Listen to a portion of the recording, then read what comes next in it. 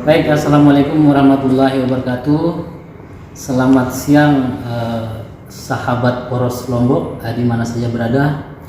Hari ini kita akan mencoba menggali kaitannya dengan permasalahan pupuk yang belakangan ramai diperbincangkan karena bertepatan dengan masa tanam, gitu kan, walaupun sudah lewat sesungguhnya, tetapi terus saja persoalan pupuk menjadi atensi banyak pihak. Ya, terkait itu kita sudah bersama dengan Kepala Dinas Perdagangan Bapak Lalu Dani Ahyani. Kita akan berbincang sebetulnya apa sih yang kemudian terjadi di lapangan sehingga masalah pupuk ini sampai hari ini belum ada penyelesaian atau solusi begitu. Nah, terkait itu Pak Kadis, mungkin karena Pak Kadis baru di sini, apakah sudah melakukan kemudian pemantauan di lapangan, dan kalaupun misalnya sudah dilakukan itu apa saja teman-teman kemudian di lapangan, Pak Kadis? Ya, terima kasih.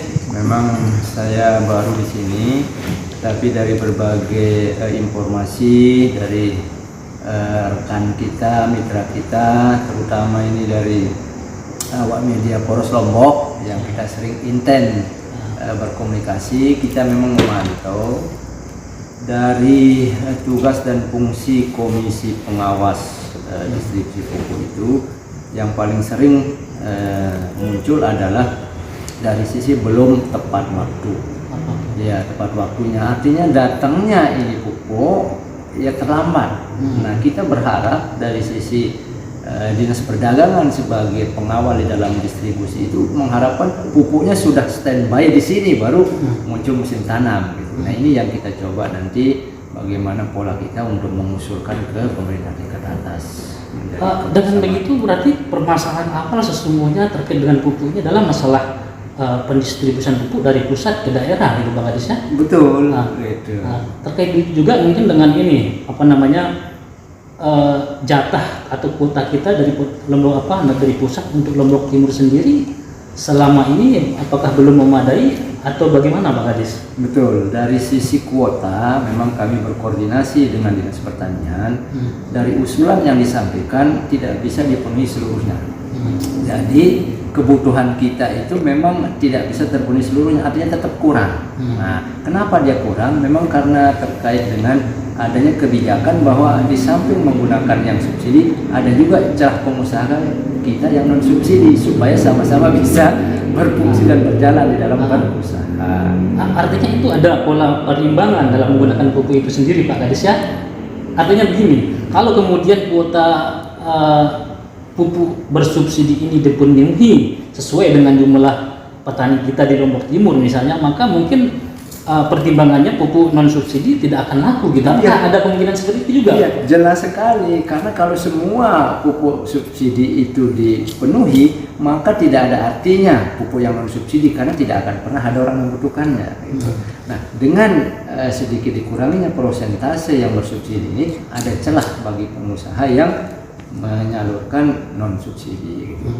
Yang tidak boleh, yang tugas kami dalam mengawal adalah di dalam penyaluran pupuk subsidi itu tidak boleh dipaksakan menggabungkan antara yang subsidi dan non subsidi. Nah, itu yang kami pantau perilaku yang terjadi di lapangan. Artinya supaya nanti baik itu distributor, pengecer dan lain sebagainya membiarkan masyarakat petani itu memilih sendiri tanpa harus digandeng, gitu kan? Betul. Nah, mungkin mereka agak sedikit dipaksa kalau misalnya digandeng. Kira-kira seperti Pak Kadis? Betul sekali. Jadi memang pilihannya ada pada masyarakat petani.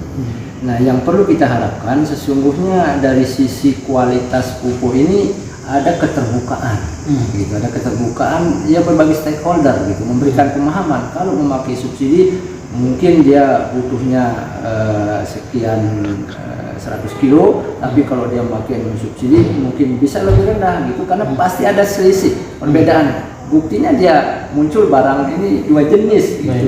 Ya. Nah, peran-peran di dalam mencerahkan para petani kita supaya lebih terbuka juga di dalam menggunakan memanfaatkan produk-produk yang memang dibutuhkan. Saya kira itu. Artinya bahwa selama ini mungkin hal-hal atau pola yang mesti dilakukan oleh pemerintah sendiri adalah merubah mindset para petani kita bahwa sesungguhnya antara pupuk bersubsidi dengan yang non subsidi itu ada perbedaan kualitas di situ. Artinya sehingga ketika kita bicara kualitas, misalnya taruhlah pupuk non subsidi ini kualitas premium, lalu yang non subsidi ini kualitas rendah misalnya.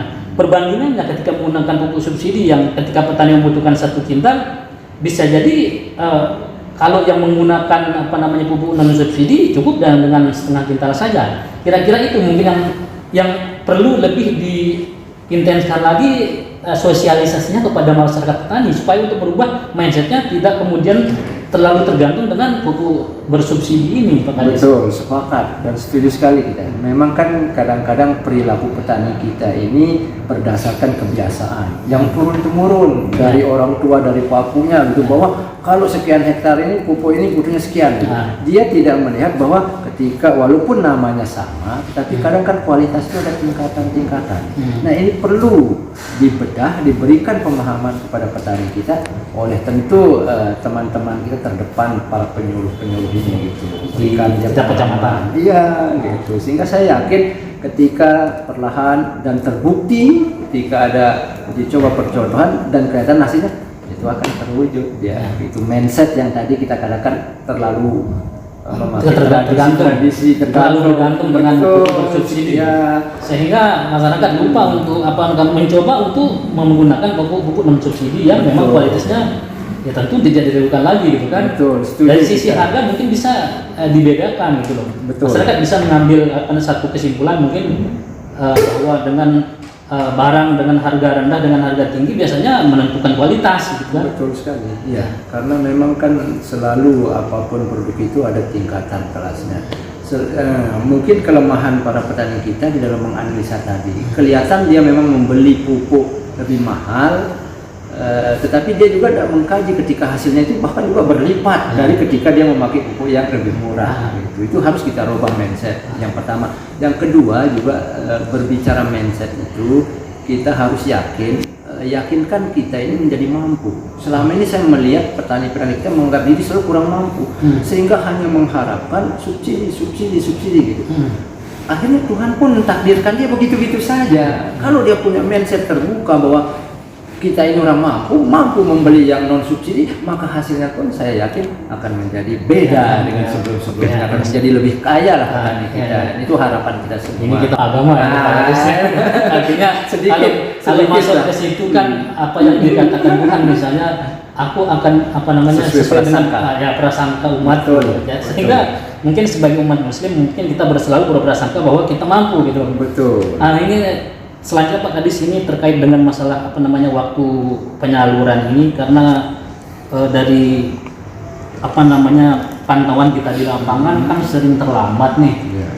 Ketika misalnya para petani kita sudah hampir panen, baru kemudian pupuk ini datang dalam jumlah banyak misalnya. Sementara di sisi lain kan para petani ini sudah tidak lagi membutuhkan. Nah, ke depan misalnya Dinas Perdagangan sebagai leading sektor yang mengawasi masalah perdagangan, jual beli segala macamnya, langkah-langkah apa saja yang kemudian yang akan dilakukan oleh Dinas Perdagangan sendiri? Apakah akan bersurat ke pusat supaya pengiriman pupuk ini lebih awal lagi sebelum masa panen, masa tanam itu dimulai, atau seperti apa Pak Kadis? Iya. Jadi memang selama ini itu juga yang menjadi fenomena lapangan. Kehadiran atau datangnya pupuk yang dibutuhkan ini tidak tepat waktu. Kami tentu di dalam sebagai anggota KP3 Komisi Pengawas Pupuk dan Pestisida ini akan memberikan masukan bagaimana upaya kita untuk lebih dulu datang barang atau pupuk yang dibutuhkan ini sebelum munculnya musim tanam. Nah, tentu bukan kami yang memutuskan, tugas kami adalah bagaimana menyampaikannya ke pemerintah di atas. Sehingga itu juga menjadi atensi bahwa pusat mengingatkan produsen, distributor maupun pengecer itu supaya dipercepatlah proses pupuk subsidi ini, pengirimannya. Ya, suplai dari pusat ke daerah. Betul, itu dia. Karena memang kan selama ini yang kemudian barang ini atau pupuk ini dikatakan langka karena memang ada satu persoalan masalah pengiriman yang memang sering telat gitu. Nah, ada kemudian wacana agar pupuk bersubsidi ini dikelola atau dijual oleh BUMDes. Kira-kira bagaimana Pak Kadis melihatnya? Apakah kemudian ini bisa menjadi solusi atau bagaimana? Apakah ada ruang kita juga untuk melakukan itu? Kalau berbicara ruang, saya kira tetap ada. Tetapi bukan ranah saya untuk menindaklanjutinya. Tentu karena BUMDes ini berada di bawah binaan Dinas PMD. Artinya ketika ada muncul wacana itu dari elemen masyarakat, tidak ada salahnya juga untuk kita bahas bersama. Gitu. Soal dia bisa menjawab atau tidak, tentu waktu yang akan menjawabnya, gitu loh. Nanti akan ada evaluasi. Tetapi kita mencoba itu, saya yakin selalu ada celah. Itu yang pertama. Kalaupun melalui BUMDes, kita juga kan punya perusahaan daerah. Nah, kalau memang kita komit gitu, saya kira itu juga bisa kita lebih berdayakan gitu. Walaupun sekarang memang perusahaan daerah kita Selaparang Agro ikut sebagai distributor, tetapi mungkin kuotanya bisa ditambah gitu.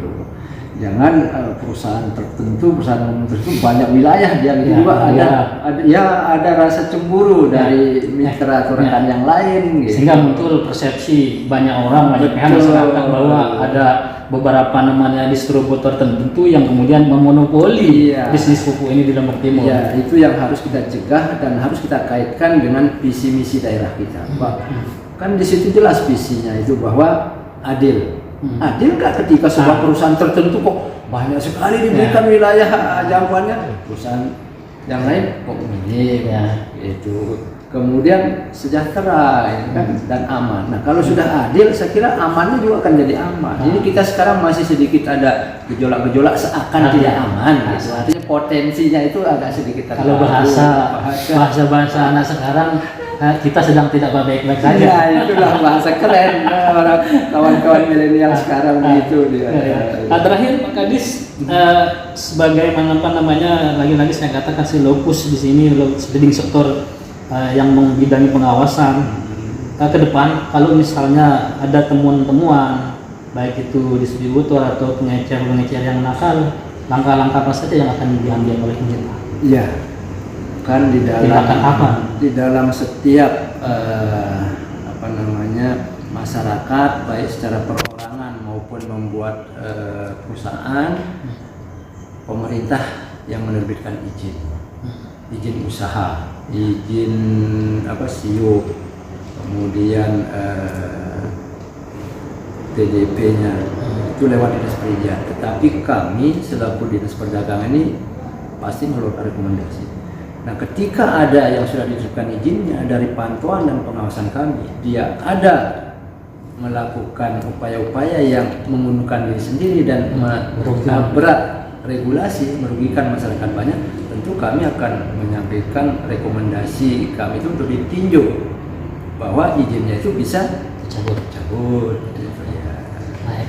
Baik, saya pikir demikian bincang-bincang kita dengan Kadis Perdagangan Bapak Lalu Dami Ahyani, bahwa persoalan pupuk ini sesungguhnya akan bisa diatasi ketika semua stakeholder terkait berkolaborasi ya, untuk bekerja sama mengatasi masalah pupuk baik dari tingkat bawah sampai ke tingkat pusat. Nah, karena apa? Di sini ada persoalan-persoalan teknis, misalnya penyaluran pendistribusian pupuk yang sering terlambat. Nah, hal itulah yang kemudian nantinya akan diupayakan supaya penyaluran pupuk ini bisa dilakukan lebih dipercepat lagi sebelum masa tanam itu dilaksanakan oleh para petani kita. Saya pikir itu saja, mudah-mudahan ini bermanfaat untuk kita semua, khususnya para petani kita di Lombok Timur, agar seperti apa yang disampaikan oleh Bapak Kadis, supaya masyarakat para petani kita merubah mindsetnya, jangan terlalu bergantung kepada pupuk bersubsidi yang kemudian akhirnya menjadi celah bagi pihak-pihak nakal untuk melakukan hal-hal yang di luar prosedur atau aturan gitu. Saya pikir demikian.